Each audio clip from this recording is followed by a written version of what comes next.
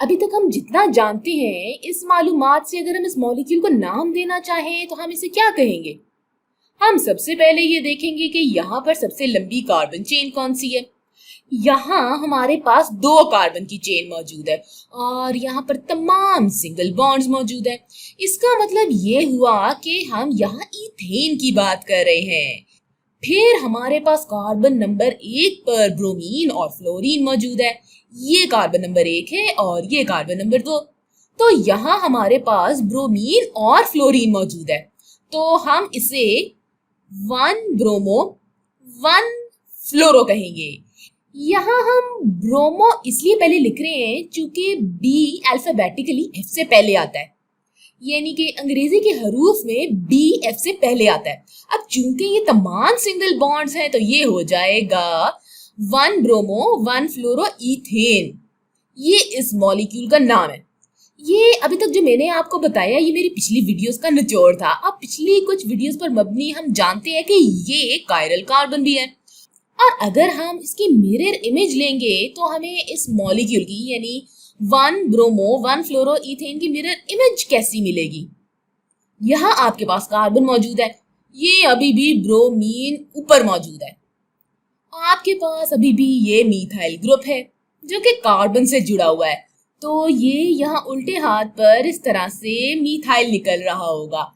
फिर ये फ्लोरीन अभी भी कार्बन के पीछे ही मौजूद होगी। हाइड्रोजन अभी भी कागज से बाहर की तरफ निकल रहा होगा, लेकिन अब ये सीधे हाथ की तरफ बाहर निकल रहा होगा, ये इस तरह से। ये हाइड्रोजन है। तो अभी तक हमारे नाम पर मबनी हमने इसे 1 ब्रोमो 1 फ्लोरो ईथेन कहा था। हम इससे भी 1 ब्रोमो 1 फ्लोरो ईथेन ही कहेंगे। लेकिन ये बुनियादी तौर पर 2 मुख्तलिफ मॉलिक्यूल्स हैं, जबकि इनके अंदर मौजूद मॉलिक्यूल्स एक ही जैसे हैं। इनका मॉलिक्यूलर फॉर्मूला भी एक ही है। इनको बनाने वाले मॉलिक्यूल्स या कॉन्स्टिट्यूएंट्स एक जैसे ही हैं, यानी कि इसमें भी कार्बन है जो कि हाइड्रोजन, फ्लोरीन और ब्रोमीन से जुड़ा हुआ है, और ये कार्बन भी इन्हीं चीजों से जुड़ा हुआ है। लिहाजा ये आपस में स्टीरियो आइसोमर्स हैं। ये एक दूसरे के मिरर इमेजेस हैं। ये इनैंशियोमर्स हैं और दरअसल ये मुख्तलिफ तरीके से पोलराइज होते हैं। इनकी कीमियाई खसूसियात भी केमिकल या बायोलॉजिकल सिस्टम में अक्सर काफी मुख्तलिफ होती हैं। लिहाजा ये अच्छा नहीं लगता कि हम इन दोनों को एक ही जैसा नाम दें। तो इस वीडियो में हम इसी चीज पर गौर करेंगे कि इन दोनों इनैंशियोमर्स में किस तरह फर्क किया जाए। तो यहाँ अब हम इन्हें नाम देने के लिए एक सिस्टम जिसे Cahn in gold Prelog system कहा जाता है, इसका इस्तेमाल करेंगे। अच्छा, ये फवाद खान वाला कान नहीं है, ये कान है, CAHN, कान। और ये इनैंशियोमर्स के दरमियान फर्क करने का एक तरीका है जिसे हम पहले 1 ब्रोमो 1 फ्लोरो ईथेन कह रहे थे। अच्छा, अब ये काफी आसान है। बस यहाँ मुश्किल हिस्सा ये है कि सिर्फ मॉलिक्यूल्स को सही तरीके से घुमाते हुए देखा जाए, या किस किस्म का या किस सिम्त वाला मॉलिक्यूल है, या ये देखा जाए कि ये बाएं हाथ का मॉलिक्यूल है या दाएं हाथ का मॉलिक्यूल है। हम इसे नाम देने में मरहलावार चलेंगे। तो पहली चीज आप इस Cahn in gold Prelog system में ये करते हैं कि आप सबसे पहले यहाँ अपने कायरल मॉलिक्यूल की शनाख्त करते हैं। ये बात इस मॉलिक्यूल में तो काफी वाज़ेह है कि यहाँ ये कार्बन कायरल मॉलिक्यूल है। अभी हम सिर्फ उल्टे हाथ वाले मॉलिक्यूल पर गौर करेंगे जिससे हमने शुरू किया था। तो ये 3 मुख्तलिफ ग्रुप से जुड़ा हुआ है। अब आप क्या करेंगे कि आप इन ग्रुप्स को एटॉमिक नंबर की बुनियाद पर दर्जा देंगे या रैंक करेंगे।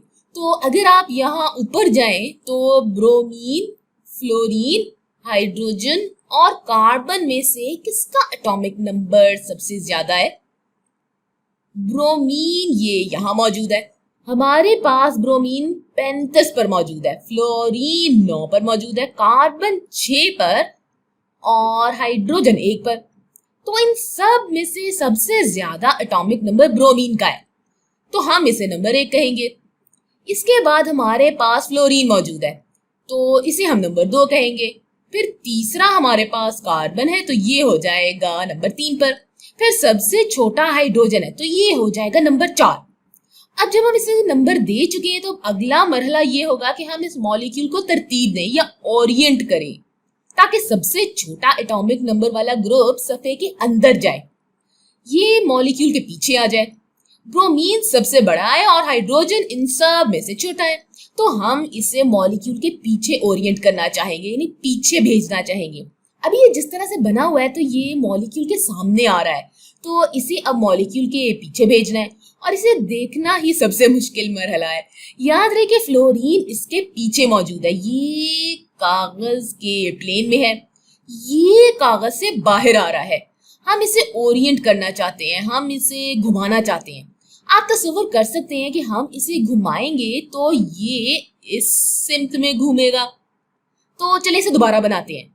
यहाँ मेरे पास कार्बन है और चूंकि हमने इसे घुमा दिया है तो ये हमने इसे यहाँ तकरीबन दायरे के 1/3 हिस्से में घुमाया है, तकरीबन कह लें कि 120 डिग्री। अब ये हाइड्रोजन वहां मौजूद है जहां पहले फ्लोरीन था, तो हाइड्रोजन अब यहाँ है और फ्लोरीन अब वहां मौजूद है जहां पहले मिथाइल ग्रुप था।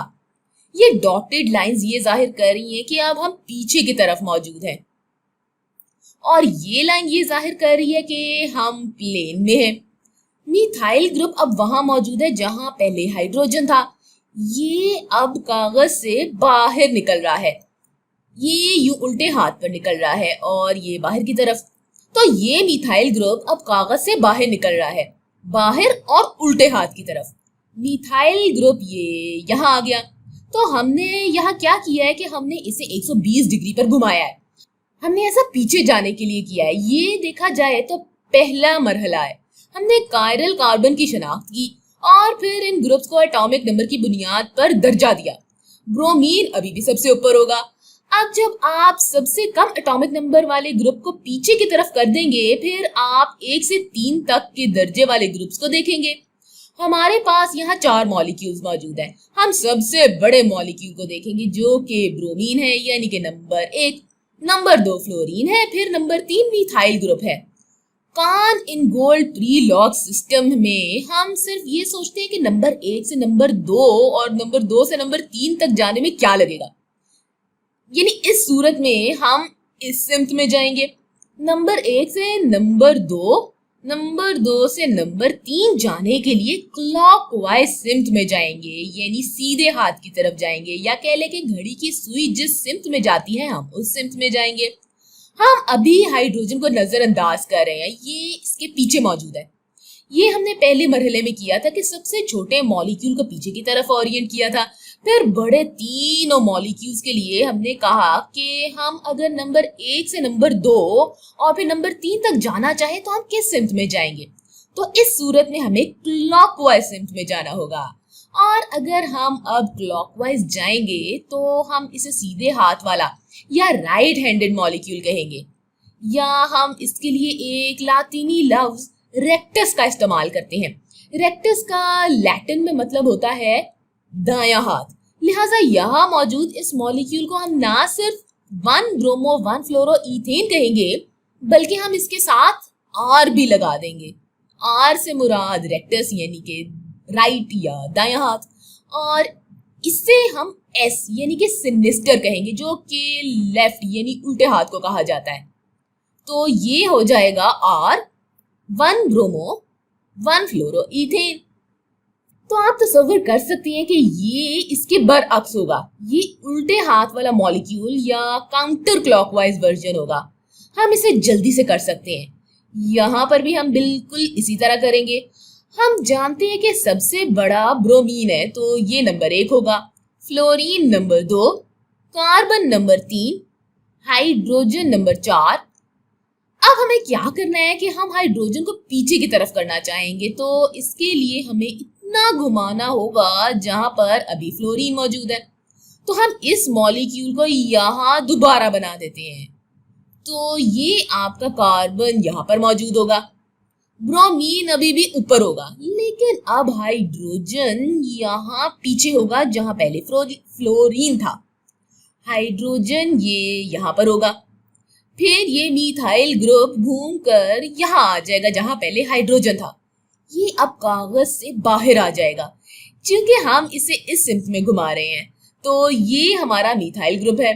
फिर ये फ्लोरीन घूमकर यहाँ आ जाएगा जहां पहले मिथाइल ग्रुप था, तो ये फ्लोरीन यहाँ पर आ जाएगा। अब कॉन इन गोल्ड प्री लॉग सिस्टम का इस्तेमाल करते हुए ये एटॉमिक नंबर की बुनियाद पर नंबर 1 है, ये नंबर 2 और ये नंबर 3।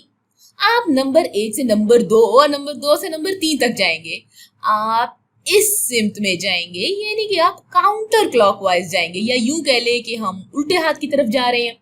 लिहाजा इसके लिए हम लैटिन या लातीनी लफ्ज सिनिस्टर इस्तेमाल करते हैं, जिसका मतलब होता है उल्टे हाथ की तरफ।